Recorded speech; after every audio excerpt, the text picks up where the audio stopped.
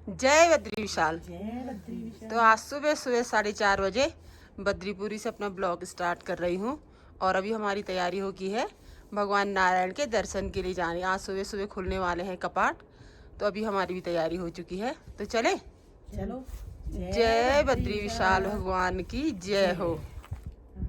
भगवान बद्री विशाल की जय। तो आज भगवान बद्री नारायण के कपाट खुल चुके हैं समस्त देश एवं विदेश में बसे हुए नारायण भक्तों के लिए। बड़ी महिमा अपरंपार है भगवान बद्री विशाल की। तो आज सुबह 6:15 बजे कपाट खोल दिए गए हैं भक्तों के दर्शन के लिए। तो हम भी कल आ गए थे भगवान बद्री नारायण की बद्रीपुरी में और सुबह सुबह आज दर्शन करने हैं भगवान बद्री विशाल के बहुत अच्छे से। तो भगवान बद्री विशाल की आशीर्वाद आप सभी नारायण भक्तों पे हमेशा बना रहे। भगवान बद्री विशाल की कृपा दृष्टि सभी भक्तों पे हमेशा बनी रहे। और देखिए ये सजा है भगवान बद्री विशाल जी का दरबार, बहुत सुंदर फूलों से सजाया गया है बद्री नारायण के प्रवेश द्वार को। तो देखिए यहाँ पे भक्तों की भीड़ बहुत संख्या में श्रद्धालु पहुँचे हुए हैं और बहुत बढ़िया ढंग से अपनी अपनी बारी पे भगवान बद्री विशाल जी के दर्शन कर रहे हैं। तो आज परम सौभाग्य का दिन है, भगवान बद्री नारायण के दर्शन हो गए हैं कपाट खुलने के शुभ अवसर पे विशाल भगवान जी की। तो ये है भगवान नारायण की नगरी बद्रीपुरी। और देखिए श्रद्धालुओं की भीड़, कितनी भीड़ है, बहुत ज़्यादा। थोड़ा सा साइड में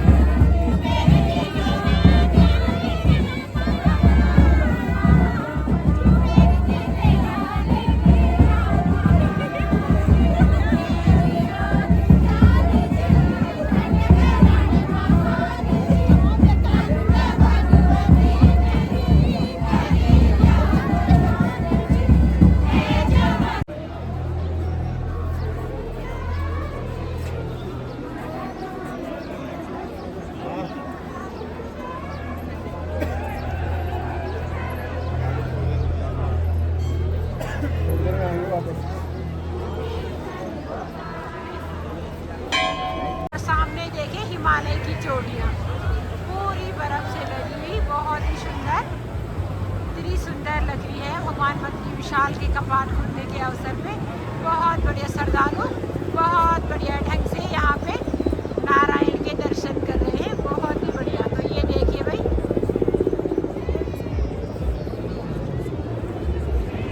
और सामने देखिए नर नारायण पर्वत, कितने सुंदर यहाँ पे सूर्य नारायण के भी दर्शन हो गए हैं।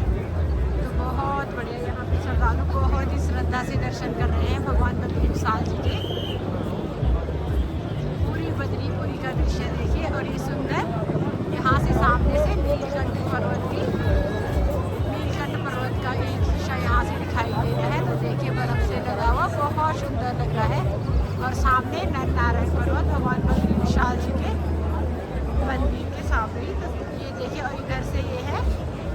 पास वाली चोटी जो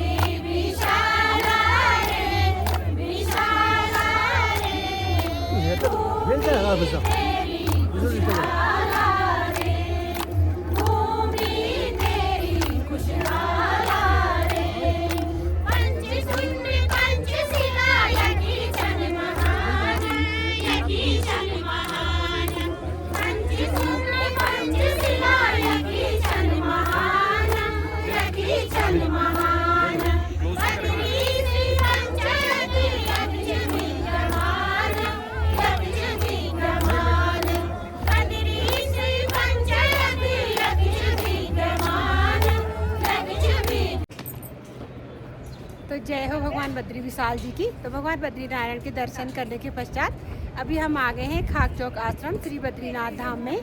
यहाँ पे संत श्री बालक दास जी महाराज का आश्रम है, खाक चौक आश्रम। और यहाँ पे है हनुमान जी, सिद्धपीठ हनुमान जी। तो हमने सबसे पहले हनुमान जी के दर्शन किए, उसके पश्चात हमने यहाँ पे साक्षी गोपाल के दर्शन करने थे। तो बहुत इंतज़ार किया हमने साक्षी गोपाल जी का।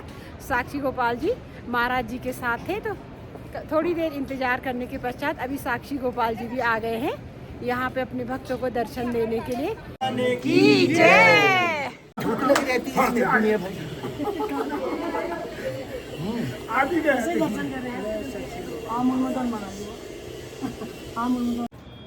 तो आप सब भक्त भी कीजिए खाक चौक में श्री हनुमान जी के दर्शन। तो यहाँ पे ही भगवान हनुमान जी विराजमान हैं। तो भगवान बद्री नारायण के कपाट जब खुलते हैं तो हनुमान जी के कपाट भी खुल जाते हैं। काफ़ी संख्या में श्रद्धालु पहुँचते हैं हनुमान जी के दर्शन करने के लिए। हम तो प्रतिवर्ष ही आते हैं क्योंकि हनुमान जी खाक चौक आश्रम हमारे मायके बामनी के बिल्कुल पास में है। तो हम तो हमेशा यहाँ पे दर्शन करने के लिए आते हैं। तो जय हो खाक चौक वाले हनुमान जी महाराज की।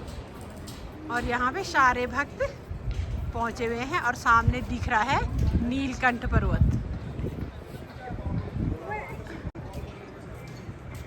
ये रहा नीलकंठ पर्वत, कितना सुंदर। यहाँ पे बर्फ की चादर ओढ़े हुए नीलकंठ पर्वत।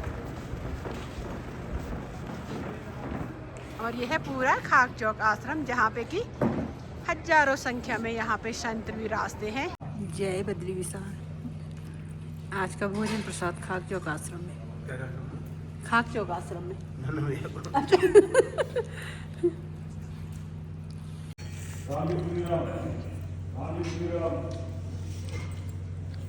जय हो बद्री विशाल भगवान जी की। तो आज का भोजन प्रसाद है खाक चौक आश्रम श्री बद्रीनाथ धाम में। जय बद्री विशाल। ये है बद्रीपुरी, भगवान बद्री विशाल की नगरी, नारायण नगरी बद्रीपुरी। और सामने देखिए ये है ऋषि गंगा। ऋषि गंगा का जलस्तर काफी कम हो रखा है।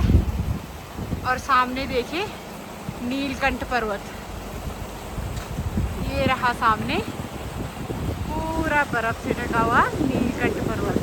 तो आप लोग भी दर्शन कीजिए नीलकंठ पर्वत। और यहीं से रास्ता जाता है चरण पादुका के लिए। और यहाँ पे सामने दिख रहा है बामनी गांव में माँ उर्वशी का मंदिर।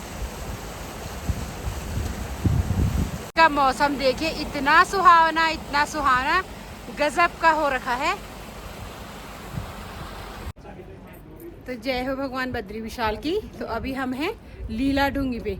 ये वो स्थान है जहाँ पे भगवान नारायण साक्षात प्रकट हुए थे। तो कहते हैं एक समय में ऐसा था कि ये नगरी जो थी भगवान भोलेनाथ की थी।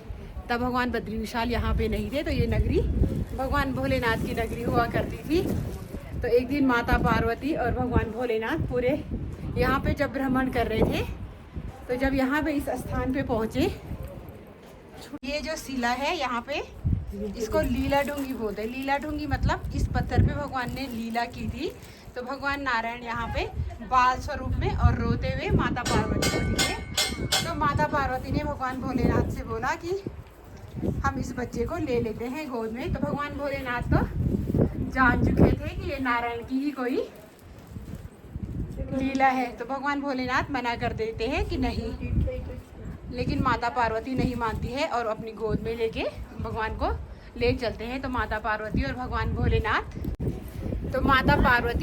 भोलेनाथ तप्त कुंड में स्नान करने के लिए जाते हैं।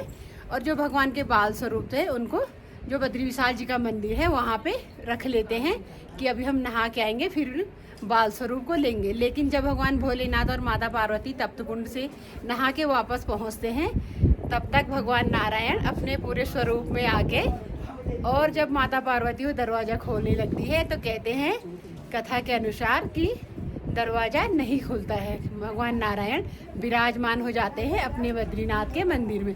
भगवान भोलेनाथ समझ जाते हैं तो माता पार्वती से कहते हैं कि अब चलिए ये स्थान हो चुका है भगवान नारायण का, और दर्शन कीजिए लीला ढूंगी के।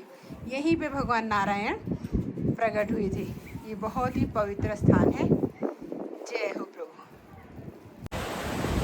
और सामने बहती हुई माँ अलकनंदा नदी के तट पे ही भगवान बद्री विशाल जी का मंदिर विराजमान है। तो सामने दिख रहा है बद्रीनाथ जी का मंदिर।